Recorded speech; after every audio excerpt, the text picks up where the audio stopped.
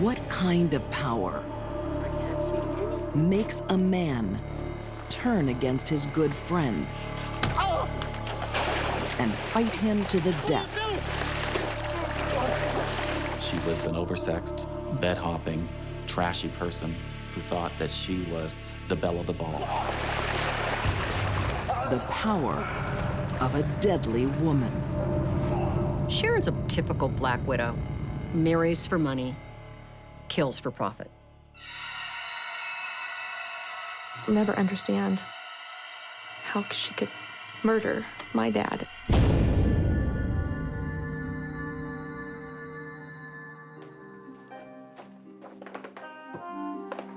Look at you. You like? Oh, I like. Sharon Nelson doesn't go anywhere without making a splash. Very nice. The women in town looked at her thinking, why is she wearing that skirt so short? The men would look at her and think, wow, she's a hot little number. I'd like to get to know her. How much? Colorado doctor Perry Nelson thought the same thing.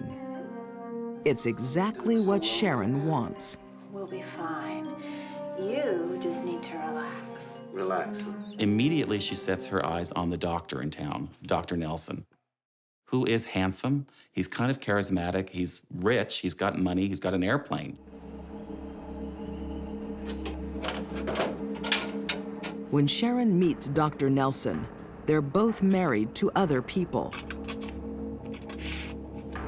That doesn't stop her. 2 divorces later, she has her man.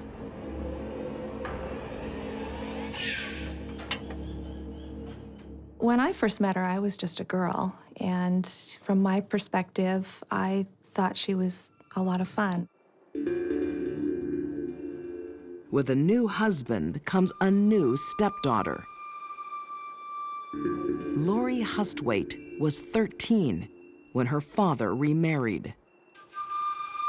I actually had some really good times with Dad and Sharon. We went on some trips together and camping together, and she seemed, seemed to include me in their new life together, and I guess you could say I liked her.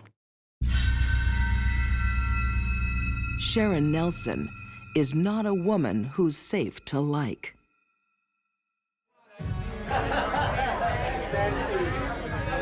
Gary, come in. Come in. What do you think? 10 years into her marriage to Dr. Perry Nelson, Sharon is getting restless. All right. Sharon, I'm lucky to meet the mountain man. The mountain? And, Raggedy Ann. Sharon hosted a Halloween party. She's dressed as Scarlett O'Hara in a very romantic little costume that she's put together. And Gary Adams comes in as a mountain man. Oh, yes, it's beautiful. Thank you. Gary Adams is one of Dr. Nelson's friends. Oh, that's Sandra. Yeah, Sandra's here, yeah. Sandra, look who's here. To Sharon, Save me a dance, mountain man. I'll just do that. he's another target. He was rough, he was sexy, she thought, and he was strong. And all those things added up to excitement for her. Remember that story I started to tell you earlier on? Gary will be her new lover and her tool in a deadly plan.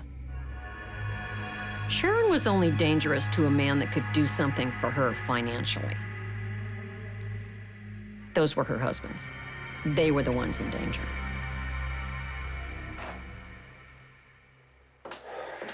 Sharon has a problem.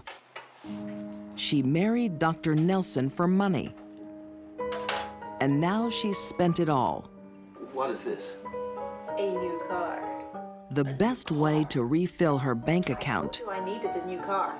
is put a price on her husband's head Yeah, but you always say that. with life insurance. Settle down. What is your problem? Don't tell me just She wanted the $200,000 in life insurance. Like this. She needed that.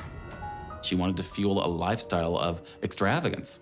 So the money was a motivator. take the goddamn car back! But also, she was bored with the doctor. She wanted the excitement of a new adventure and of a new man.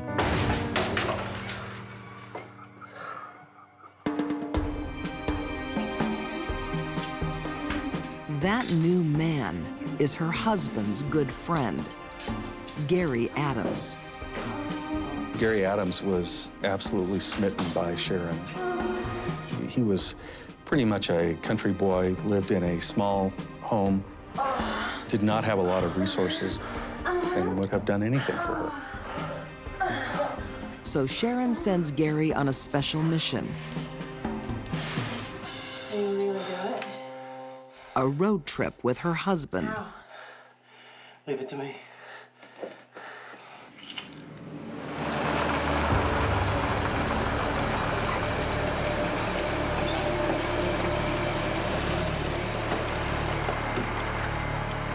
My father was headed to Denver, and Gary Adams wanted to catch a ride with him. Gary had my dad pull the car over and said he had to go to the bathroom, and came back to the car and said he had dropped his wallet. How on earth did you lose your wallet? And so my dad went to help him look. The ultimate betrayal awaits. Gary took a rock and hit him over the head with it.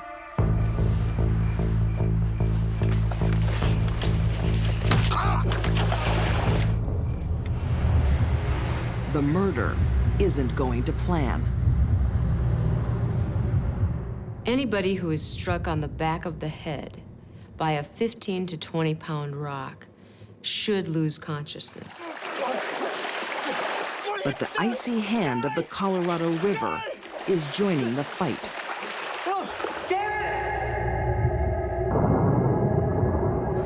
Falling into icy water may cause this individual to become alert, to awaken. This would have heightened the intensity of the fight. The icy water, the strength and the adrenaline of the victim were not the killer's friend.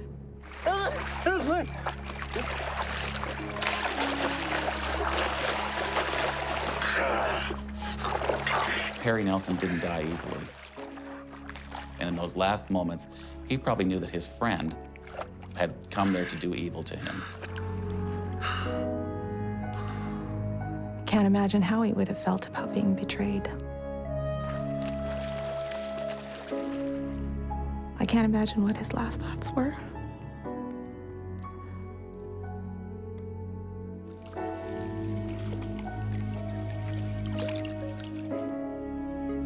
Sharon Nelson feels no remorse. This murder is just the beginning.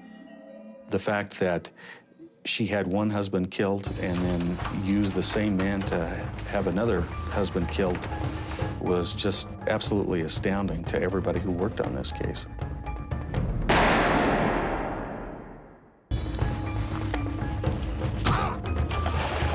When Dr. Perry Nelson goes missing on a drive to Denver, police and his family think it's just an accident. My dad's body wasn't found for 13 months. So there was a long stretch of time there with lots of unanswered questions for us. Look at you. Look The at answers you. lie with Dr. Nelson's wife, Sharon. How much was all this stuff? She ordered his death. Honey. Sharon Nelson was an extremely narcissistic individual, You just need to relax. a absolute cold and calculating person who had the ability to manipulate others. The killer is Sharon's lover, Gary Adams. He earns a bounty for his work. Shortly after Perry Nelson was declared dead and Sharon had received her insurance settlement, Gary Adams was seen driving around town in a new pickup truck.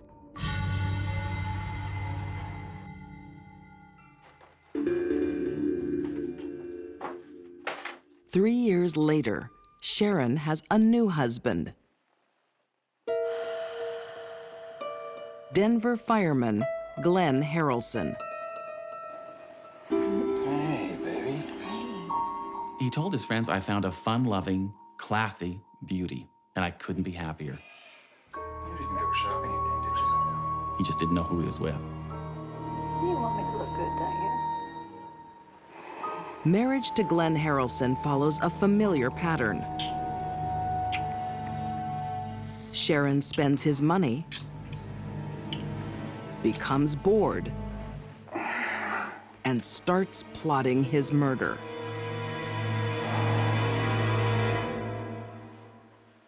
When she wanted her way out of something, she went to her go-to guy. She went to Gary Adams and said, Gary, I got to get out of this marriage. Desperately in love, Gary Adams is in Sharon's complete control. So how are you gonna do it? Well, fire and water are the only things that cover your tracks. Ready to kill for her, yet again. He said, well, we've done it once. She says, I know, we can do it again.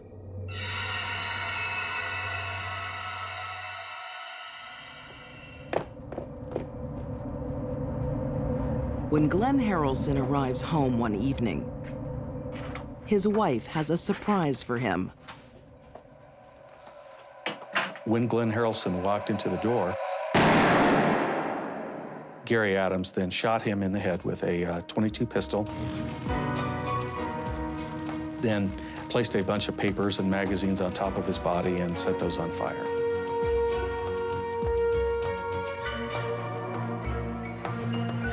Glenn's body is found in the burnt-out house with a gunshot wound. Detective Glenn Traynor has some questions for the grieving widow.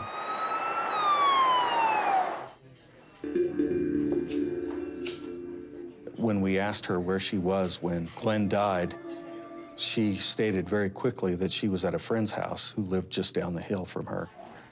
Did he say how? We found that to be very odd because we did not even know at the time when Glenn had died. Tired of living a lie.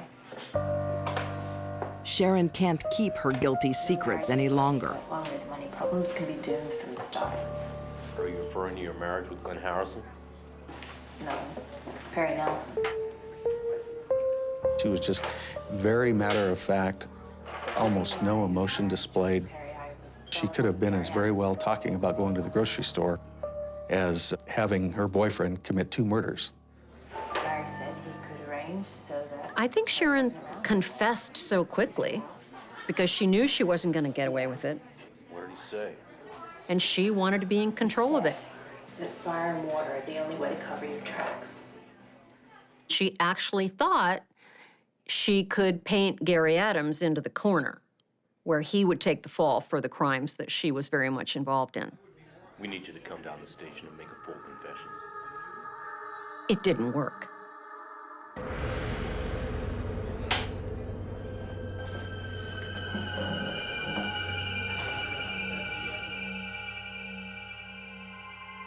Sharon Nelson and Gary Adams plead guilty to 2 counts of first-degree murder.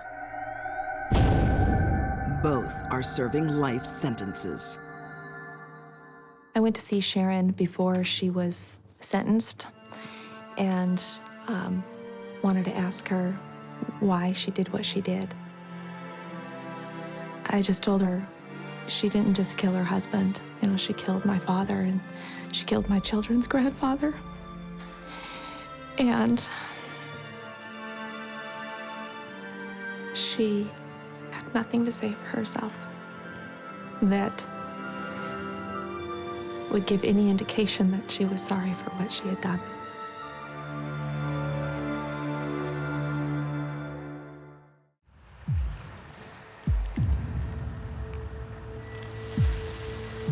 Deep in the woods, a lonely farmhouse holds a grisly secret.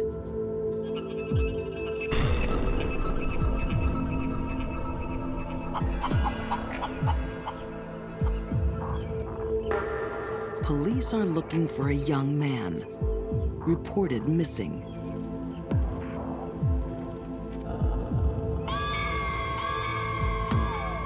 When they went to the burn barrel, they looked in to see what was there.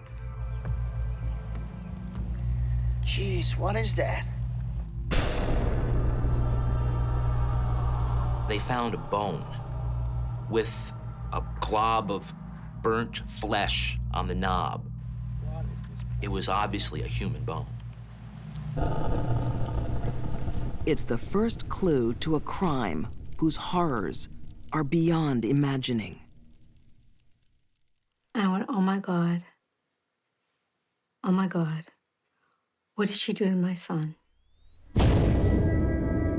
Sheila Labar is every mother's worst nightmare.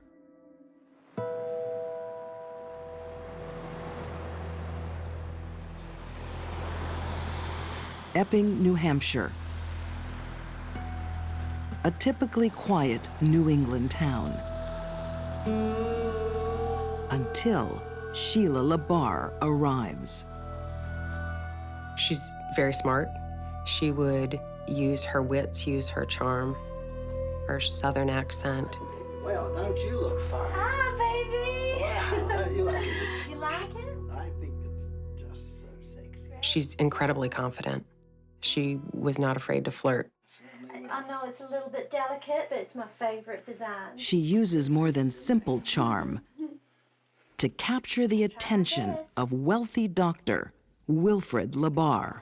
Thank you. It looks beautiful.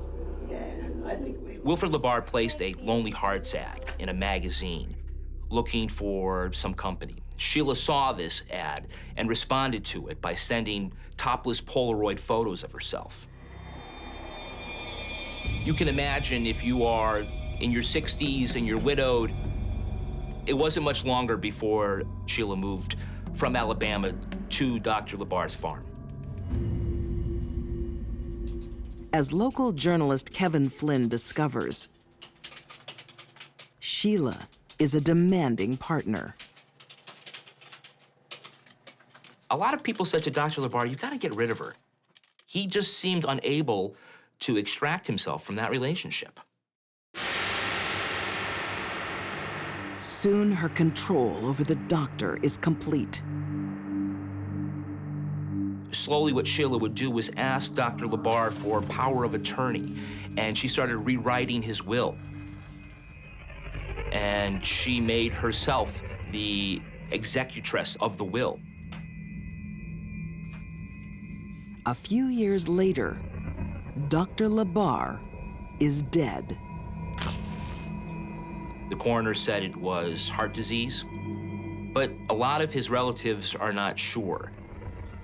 They think that Sheila might have poisoned him in order to speed up the process of getting the farm. Sheila inherits Dr. Labar's farm. Soon, she entices young men to share the work and her bed. But living with Sheila has its price. We spoke to a number of neighbors that would see badly beaten young men sort of walking up the road from her house. District Attorney Kirsten Wilson says the farm became a sadistic playground. It's an isolated farm. I think it was all about control. You were supposed to have done this hours ago. Young men who Come on, get are up either to the loners house. or What is wrong? mentally maybe incredibly trusting. It's all about controlling them. Oh, get to your feet, you pathetic pedophile! Sheila was just a really mean person. God, you're disgusting. Not you. No, you're beautiful. She had an unnatural control over people. It was unholy. It was as if she got a gift from the devil.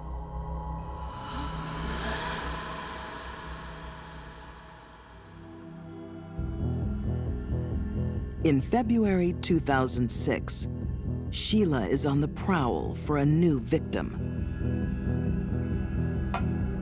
Someone innocent and defenseless. Someone like Kenny County. Kenny was a lovely, lovely boy. He couldn't do enough for you. Everybody was his friend. I was so proud of him. Carolyn Lodge is Kenny's mother. He never had a horrible word for anybody, and that was the problem. He trusted everybody. Kenny has a low IQ. His childlike trust leads him into a terrible trap. Hello? Oh, hi, Sheila. It's Kenny. Oh, hi, Kenny. How are you?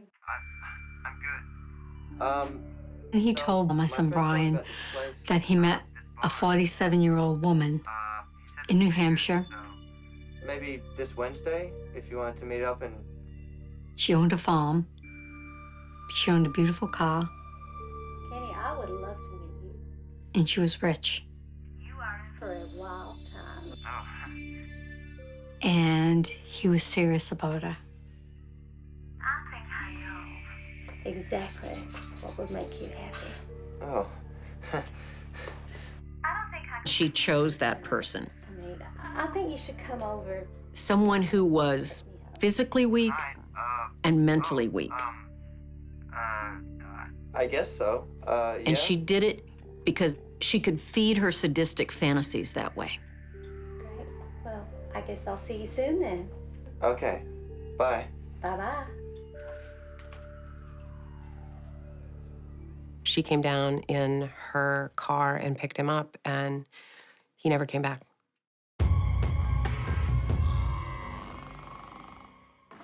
Those got them? Sheila LaBar is a woman with a deadly passion. Her prey are young men.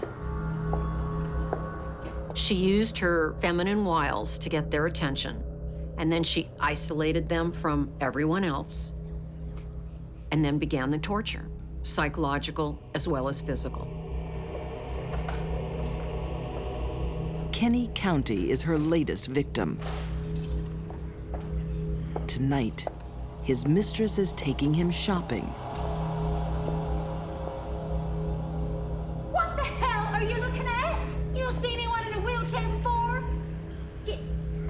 Kenny couldn't walk. He had bruises all over his face. His complexion was an odd color of green. The people who worked at the store were really concerned about him. Good afternoon, Miss LaBar. For weeks, Kenny has been in the clutches of a master manipulator. That's ridiculous. From who? You all right? Hey, You look off. hey, don't talk to me. You don't have to Kenny answer. didn't ask for help. You don't have to answer anything. He was you under don't Sheila's spell. And that's what Sheila wanted. want. Now, if you don't mind, we'd like to leave. You okay?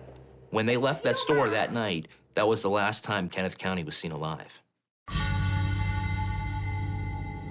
Weak, defenseless, Kenny County is in grave danger. Late one night, Sheila makes a frenzied call to police. He's a pervert. He's a child molester. Kenner County. I can prove it. Sergeant Gallagher received a telephone call from Sheila, and she seemed somewhat frantic. Sheila obsessively records everything she does. It was a very disturbing tape that he listened to over the phone. Ken was being interrogated by her. On the tape was my son vomiting. Kenneth County is faking vomiting. Get up, Kenny! And she kept saying, he's faking, he's faking. Get up! You're an evil pedophile, aren't you, Kenny? Yes. You're raping men. Now he's a pedophile. Raping children, raping his brother. He's vomiting. When she was urged to kill. To make it easier for herself, she had to fantasize that the men she was killing were pedophiles. The tape's all true. Every single Used bit to of her it. eccentric calls, police decide to investigate the next morning. What they don't realize is that Kenny County is already dead. What probably happened was that eventually Kenny realized he was in some sort of danger. And I think he might have lashed out in self-defense. You want to rape your mother, don't you, Kenny? Talk right, Kenny. Talk right. And I think that's what finally triggered Sheila into a homicidal rage. Don't you ever do that to me.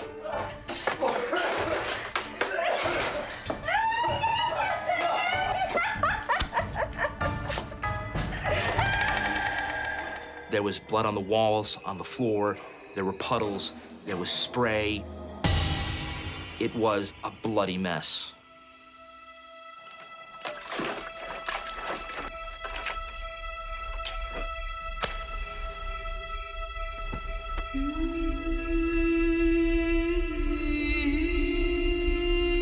With her victim dead, Sheila calmly sits and watches him burn.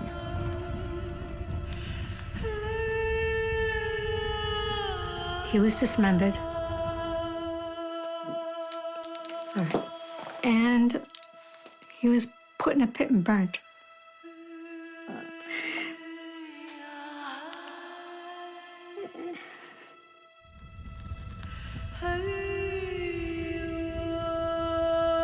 But my son, he just wanted to be loved. I can't imagine what he must have been thinking. Because he was so all alone.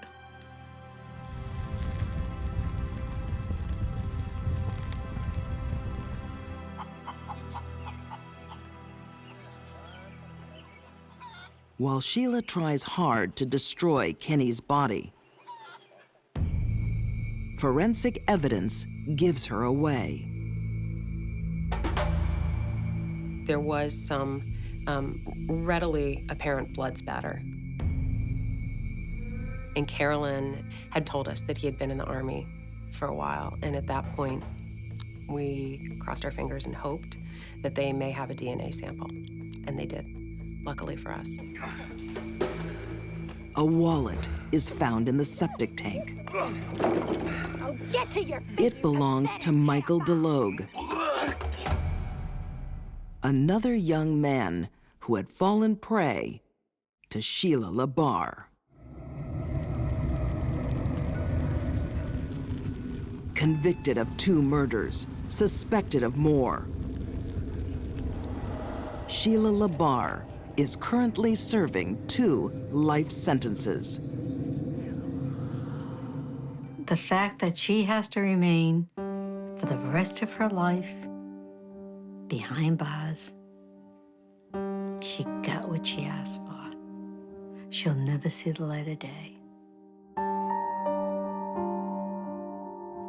Horrible thing is,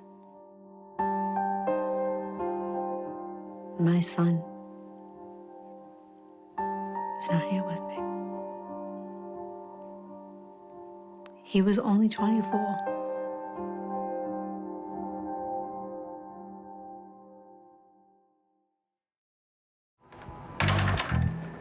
They say opposites attract. A 60-year-old, overweight, alcoholic, drug addict, beautiful young 30-year-old lawyer. But it's not love that brought this couple together. She always dated a man to get something out of him, be it a car, be it an apartment. She was investing in this relationship for some reason. Hey! And that was probably what? Murder.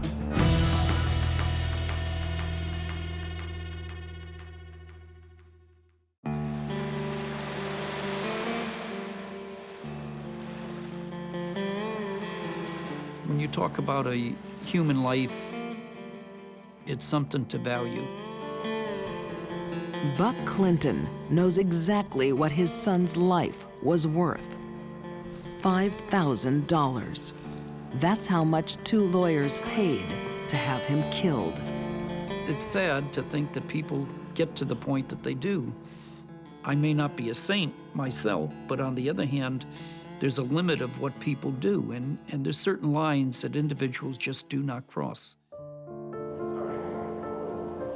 Buck's son, Buzz Clinton, did nothing to deserve death. Uh-oh, the magic carpet's starting to lift off. His only crime, to fall in love with single mom, Kim Carpenter, and play dad to her daughter, Rebecca. Kim and Buzz were extremely happy. They were 2 people who understood each other. And they really fit together well, those 2, right?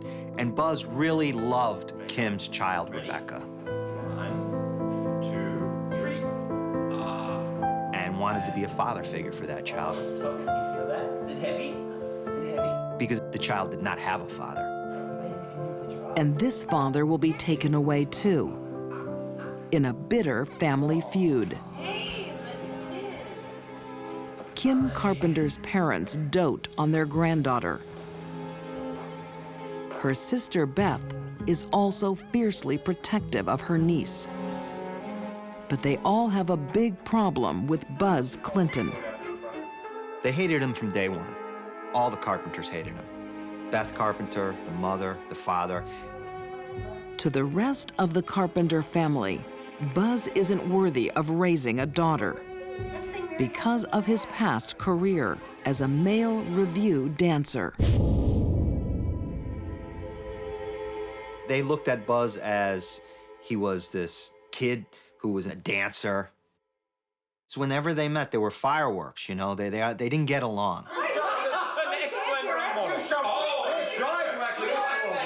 This was a guy that was, in their opinion, a loser, who took off his clothes for money and let women stuff $20 bills in his jockstrap. And they couldn't stand it. Writer M. William Phelps says Beth Carpenter was a single-minded woman. There was just the one Beth. She was all business, whatever she did. Beth Carpenter, when she set out to get something she wanted, she got it. Beth's latest achievement is a law degree and a job with a Connecticut attorney called Heyman Klein. In walks this beautiful, young, 30-year-old lawyer, fresh out of law school. And Heyman invites her right in and says, "You want a job? I'll give you a job." Beth has begun her professional career and now begins a personal crusade.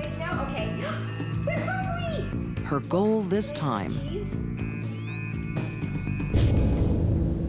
to take custody of her niece, Rebecca. She wanted the child, and she wanted to raise the child because she could do it better. Sole custody case number 2064. Never giving consideration to Kim.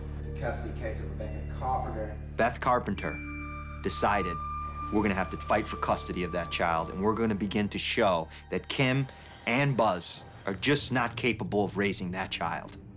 The drawn-out custody case pits sister against sister in a vicious battle. Beth began to just testify in court that, you know, Buzz is this, Buzz is that. Kim is this, Kim is that. Kim never comes home to take care of the child. What's gonna be different now? And ultimately comes down to, what is a judge gonna believe? And the judge sides with whom? Kim and Buzz. For the first time in her life, Beth Carpenter doesn't get what she wants. Beth and her parents believed that Kim and her husband, Buzz, were unfit parents. But apparently the court didn't see it that way. The court awarded custody of that child to her parents, to her own parents, to be with her mommy and daddy. And I think maybe Beth's a real sore loser. She has taken the legal route, and it has failed her. Now, young attorney Beth Carpenter will take the law into her own hands. This is her obsession now. Taking this child away from her sister. This is her life's work. She needs to do this. She started it, she's gonna finish it. There's only one thing left to do in Beth's mind. Yo, what is this? And that is to get rid of the problem.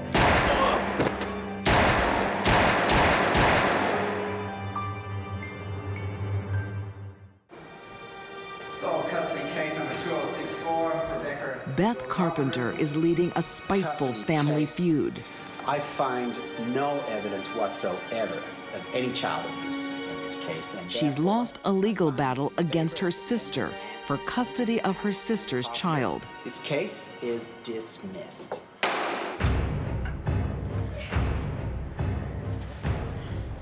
But Beth Carpenter will not be denied. You know, my opinion of Beth Carpenter is that she's nothing but a conniving, backstabbing Miss Priss who thinks that she's entitled to anything in this world without any ramifications.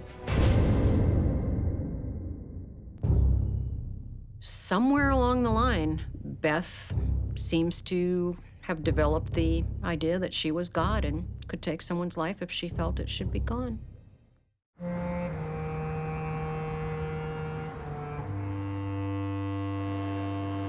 Beth Carpenter has a deadly plan in motion.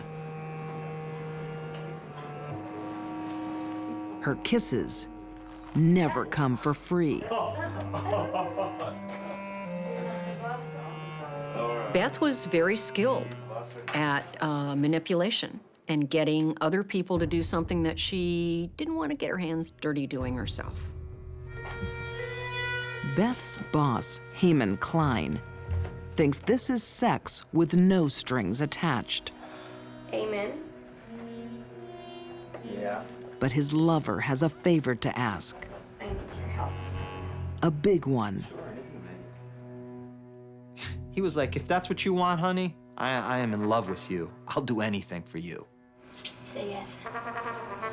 Say it. All right. She goes to Heyman, hey, can you find me someone to get rid of this problem? And Heyman says, absolutely. I'll go right to my cocaine dealer, Mark Dupre. So the deal is $1,000 up front and $4,000 on the back end. Dupre bides his time until fate hands him the perfect opportunity. Mark Dupre is looking through the paper one day, and he notices an ad in there for a tow truck for sale. And who is selling that tow truck? Buzz Clinton. And he decides, that's it. I'm gonna call him up and tell him I want to buy his tow truck.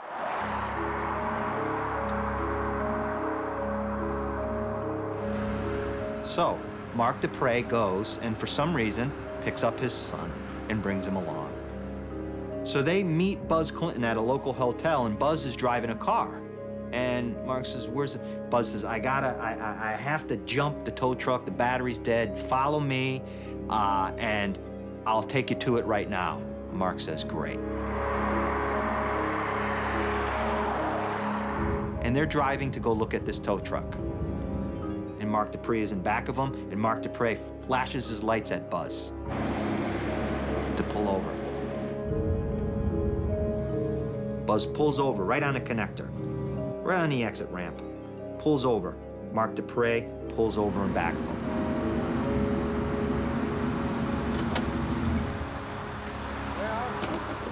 Buzz gets out of the car, leaves it running. Hey, buddy, what's this all about? He comes out and he says, what's going on? Mark Dupre walks up to him with a pistol.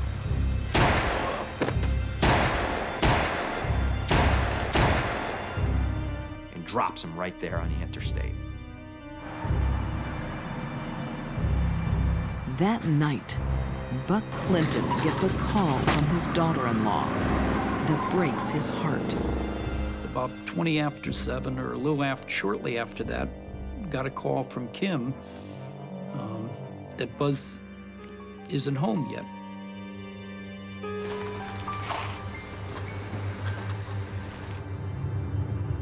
And then we got another call shortly after that by Kim and saying Buzz still isn't home.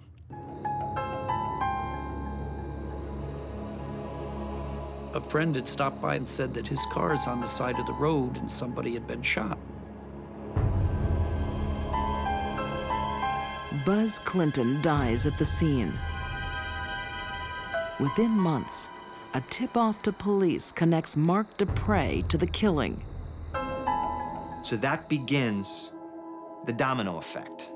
You have the trigger man, then you have the guy who hired the trigger man, and then you have the mastermind, and those dominoes begin to fall. Mark Dupre tells all about his murder-for-hire deal with Heyman Klein and Beth Carpenter. Beth denies it and blames her former boss and lover. She begins to tell the police, Heyman Klein was obsessed with me to the fact that I told him that I had a problem with Buzz Clinton, and he took it upon himself to have him killed. Well, they asked Heyman Kleinman about that, and he tells a different story. After testifying against Beth, Heyman Klein is sentenced to 35 years in prison. Mark Dupre is jailed for 45 years. And the harshest sentence is reserved for Beth Carpenter. Life in prison with no parole. I myself was happy and yet sorrow at the same time, because here you have an individual who was young, brilliant, as Beth was, a life ahead of her, and through emotion, just made bad choices, and now is spending her life in prison. For a woman who was once a gifted young lawyer, the fall from grace is complete. She has now joined the lowlife of society. Beth Carpenter is in a prison right now, and she can look out her prison window and she can see the connector where Buzz Clinton was murdered from her prison cell. It didn't take much for Beth to kill her sister's husband, who never did anything to Beth. How safe do you think you'd be if she was out there?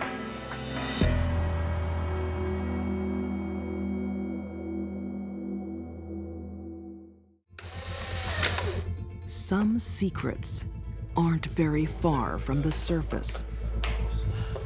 She needed the sexual attention of a lot of men to feel good about herself. Others are deeper. That is a very cold-blooded individual. To call her a femme fatale would be an understatement. In the case of Susan Grund. Susan is a very intelligent, very witty, very lovable person. You have to decide which secret to believe.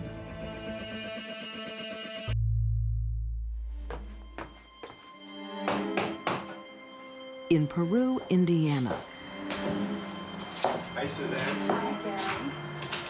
the 1980s will be a whirlwind You alone?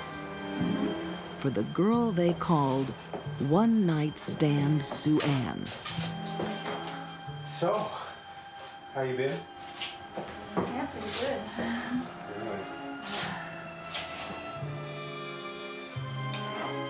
Susan, who was actually born and raised as Sue Ann, had a bit of a racy reputation at high school. She certainly liked the boys, and the boys seemed to like her. It appears that Susan had a lot of difficulty attaching to one man and staying with him and being faithful to him. Wasn't in her DNA. At 17, Susan is married to a country singer. But she's already moved on to her next lover. Gary Campbell, who lived in the same apartment block. And in a quite extraordinary move, she literally took her clothes from one apartment into Gary Campbell's and set up home with him and married him. True crime author Wensley Clarkson has charted a long line of trouble trailing Susan Grund. Susan gave birth to Jacob, her first child, with Gary Campbell. But unfortunately, she was convicted of child abuse on Jacob, and her husband, Gary Campbell, took custody of the child. Susan's need, which I believe was to be seen as a sexy woman by a lot of men, overruled her need to be a good wife. Susan moves to a new town, and husband number 3.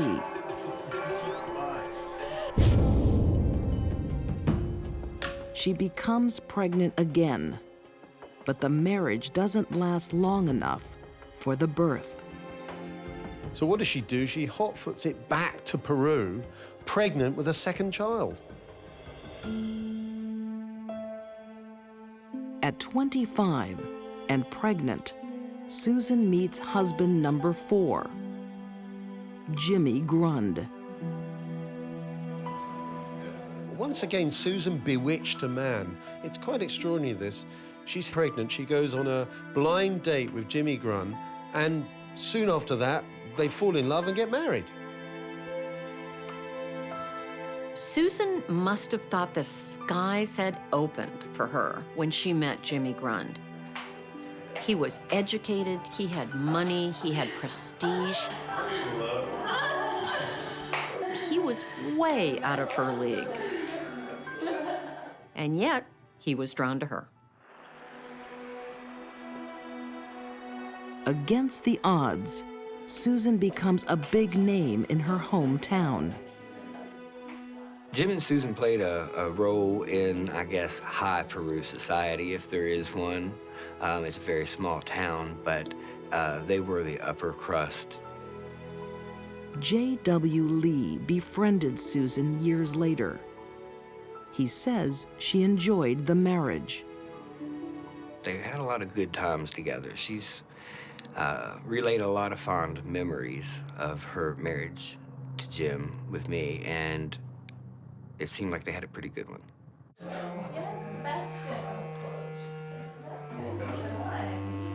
But the town is starting to talk. Perhaps one-night stand Sue Ann might not have disappeared completely. Not long after marrying Jimmy, there were rumors beginning to circulate in Peru about her having affairs with other men. Susan seems to be keeping secrets again. But this time, it will end in murder. Was he so bewitched by her that he didn't question any of her behavior?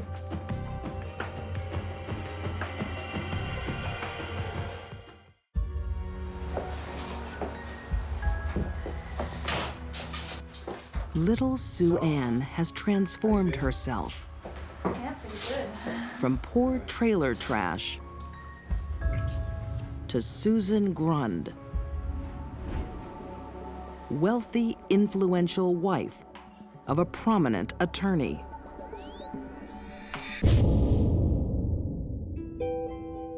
But it's about to collapse around her. There were many facets to Susan's personality. One of them was to be the sexy, desirable woman. And the other was to be the socialite, prestigious wife married to a successful man. They didn't mix. So this is the gun? Wow. One rumor has Susan sleeping with her stepson, David Grund. So how do you use it? Safety? Off? There were plenty who doubted and plenty who knew that it was true. Do you have to cock it before you use it? You have to cock this one. It's ready to go. Ready to shoot. David totally denied ever having had relations with her, which is to be expected. but enough people in the town knew what was going on. There's one thing on which everyone agrees. Aim with this. Aim this at your target. Arms straight. David owns a 9mm handgun. Perfect. It was rumored that Susan had many affairs. I heard things from my family, and nobody was fond of her in my family. Kama Grund, Jimmy's niece, is just a child when her uncle's marriage starts to fall apart. Speculation of the family is that he told her he wanted a divorce.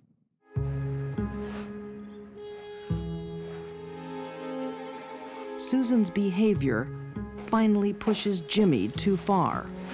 What do you think?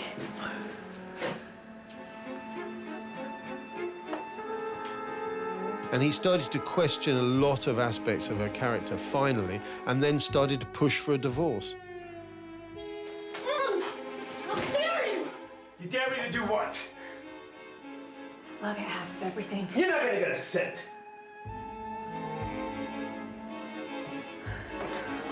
And then, something extraordinary happens.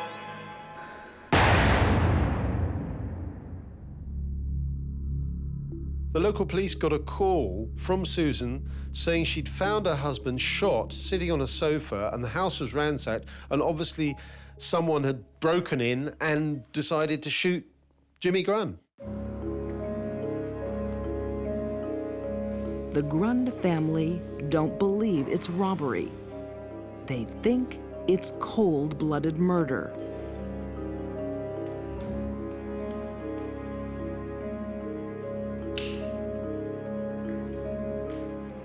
Something didn't add up about this so-called break-in. The police themselves were mystified because it's so rare that a break-in results in a shooting.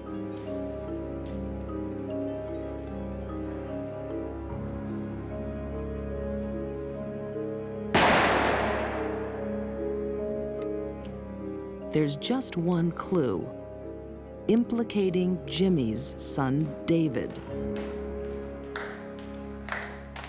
Jimmy Grund was shot with a 9mm pistol, and by an extraordinary coincidence, his own son owned a 9mm pistol, which he'd reported stolen just a week earlier.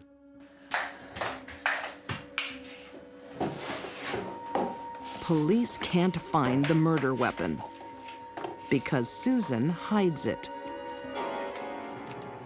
The reason that Susan picked up the gun at all and hid the murder weapon was because she knew that it was Jim's son's gun.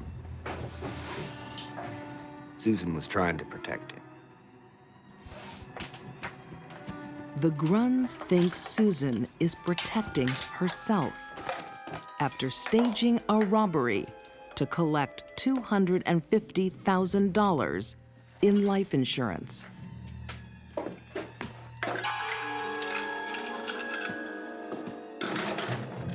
The police worked incredibly hard on this case because they knew virtually from the beginning that Susan had to be the guilty party. Susan confides in her sister and her mother, who help hide the murder weapon. But their secrecy lasts only a few months. Eventually, Susan's sister cracked. She couldn't cope with the knowledge of knowing what her sister had done. They arrested Susan in November, almost exactly 3 months from the date of Jim's death. Charged her with murder. At the trial, Susan claims innocence, but admits to hiding the gun to protect her lover, Jimmy's son, David. Susan claimed that David had decided that the only way to get rid of Jimmy so that they could be together was to murder his father. David Grund denied categorically that this so-called affair had ever occurred with Susan, and he was charged as an accessory but then acquitted. It was very well known that David had an alibi and had nothing to do with his father's death. But the jury is left in doubt and deadlocked. It takes a second trial in March 1994 to convict Susan Grund of murder. She's serving 60 years in prison. Despite all her planning, all her scheming, all her connivingness, all her artfulness, Susan Grund got sentenced to life. Susan's fiancé, J.W. Lee, believes justice was not served. Susan is innocent of murder. Susan will be eligible for parole in 2019. When she comes home from prison, it'll be a whole brand new life for her. For some, Susan's release will right a terrible wrong. Others believe she should stay where she belongs. I think that Jimmy Grund was a means to an end for Susan Grund. When she found that he was about to pull that away from her, she found herself with no choice but to murder him.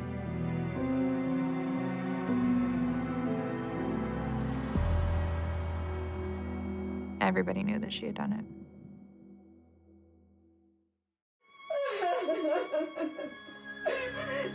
Police officer Glenn Turner was too young to die. Just 31, he has suffered a slow, agonizing death. He called me on the phone. He was just deathly sick. I don't know what's wrong with me. I feel like I'm about to die. You could actually hear the shaking in his voice as he talked. While Glenn's family and colleagues mourn, one person barely sheds a tear. His wife. My gut instinct at that very moment, and for those first few days, was that she had done something to him.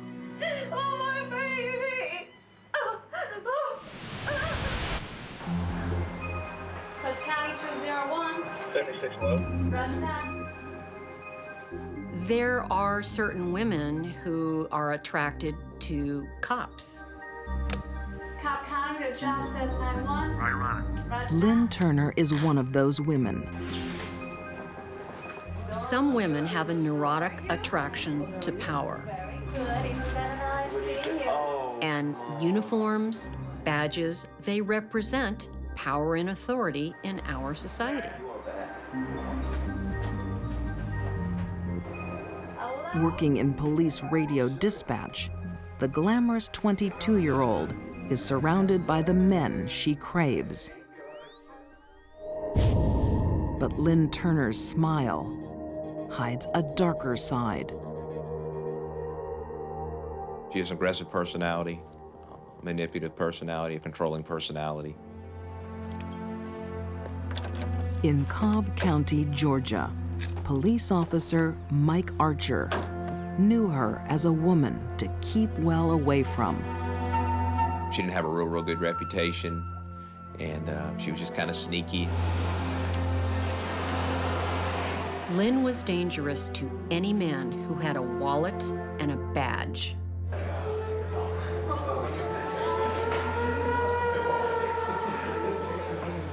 After hours, Lynn stalks the officer's favorite bars in Marietta, Georgia. It's here she meets Officer Glenn Turner. Glenn didn't have any enemies. Glenn just got along with everybody, and he was very gullible. Just a very easygoing, likable, big teddy bear guy. Singled out by the sexy brunette, Glenn falls quickly under her spell. Fairly attractive lady. And for Glenn, it was, Glenn wasn't the best looking guy. He wasn't in the best physical shape. He wasn't chiseled or anything, but, and for Glenn, Lynn was a catch. Just 2 months later, Glenn announces his engagement. I was just shocked. I was like, you gotta be kidding me. Simply because her background didn't fit Glenn's personality.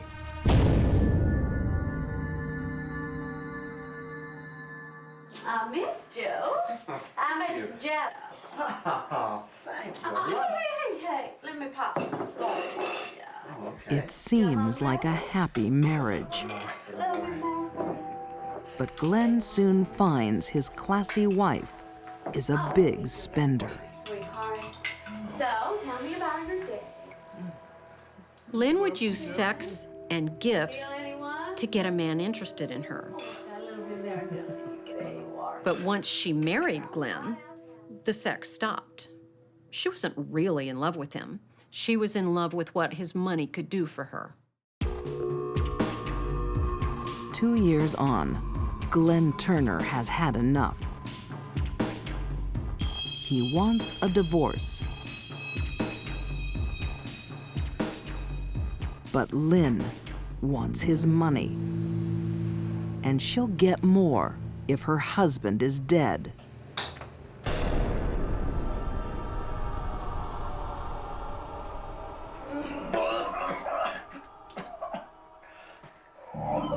Then, Glenn is struck by a mystery illness.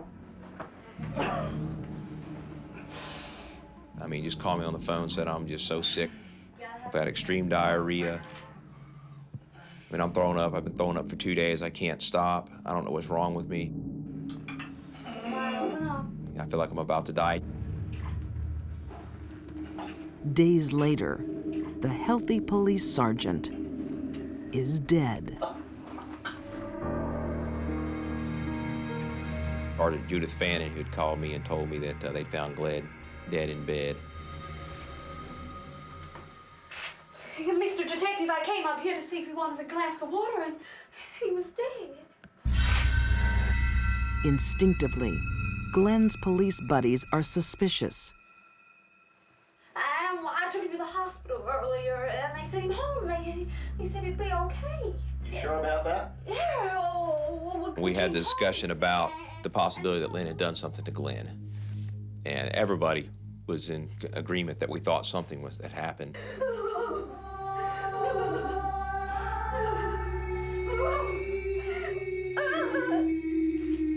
But the autopsy says a virus simply caused Glenn's big heart to stop. Get me out of here. I accepted it. I said, okay, you know, he got sick, and he pretty much, that's what got him.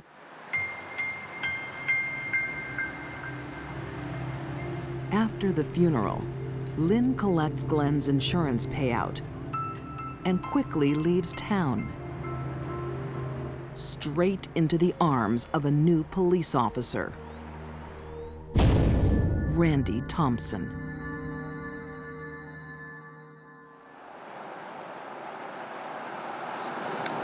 Six years later, Mike Archer gets a chilling phone call. And I said, what is it? He goes, no, you really need to sit down. I sat down, and he said, they found Randy, and Randy was about 32 years of age. He said, they found Randy dead in his bed yesterday morning. His mind races to one conclusion. I mean, then I knew she had done something.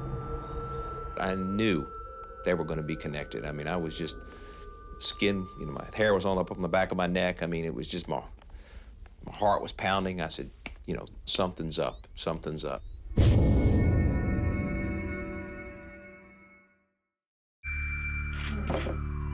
Lynn Turner loves a man in uniform. There were two things in life very important to Lynn. One was that her husband be a cop. The other was that she be able to spend a lot of money. The problem is, Lynn's men in uniform keep dying. Lynn was a black widow in every sense of the word. She mated, she killed, and moved on to the next person. When 32-year-old Randy Thompson falls ill, it seems like a severe flu. He was treated for the symptoms, diagnosed with gastritis, and then released with medication. Come on, keep. People talked to him the next day. He seemed to be getting better. So it was a surprise then when he was discovered dead.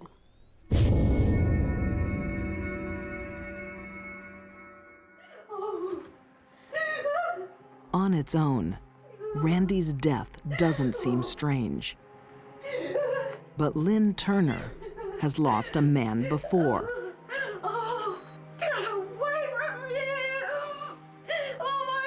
Glenn Turner's sudden death left his fellow officers suspicious. When they hear about Randy Thompson, they hit the phones. I knew right then that Lynn had, murdered both of them. And there was no doubt in my mind, Lynn married both of them, and both of them was for money. Get me out of here. For money and for greed.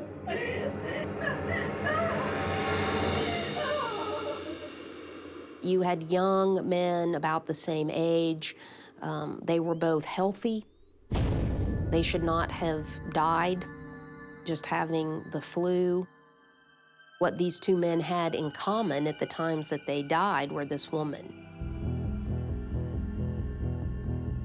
A red flag is up. The medical examiner is looking for something suspicious. During the autopsy of Randy, the medical examiner discovered crystals in the kidneys, which was an indication of poisoning.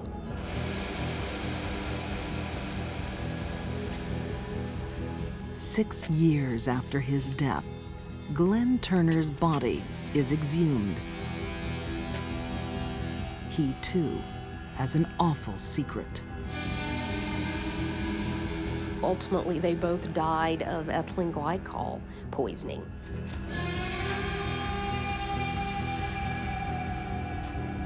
Ethylene glycol is a liquid found in the garages of millions of Americans. Most people know it as antifreeze. To Lynn Turner, it's a murder weapon, hidden in a bowl of Jell-O.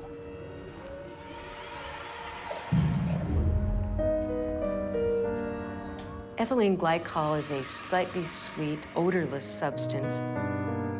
It can be disguised rather easily in Jell-O or tea or a soft drink.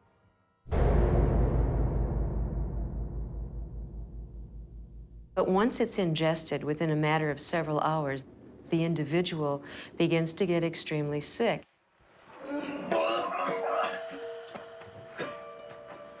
They will experience headache, confusion, abdominal pain. They will be disoriented. And frequently, they will start to experience abnormal bleeding in their body as well.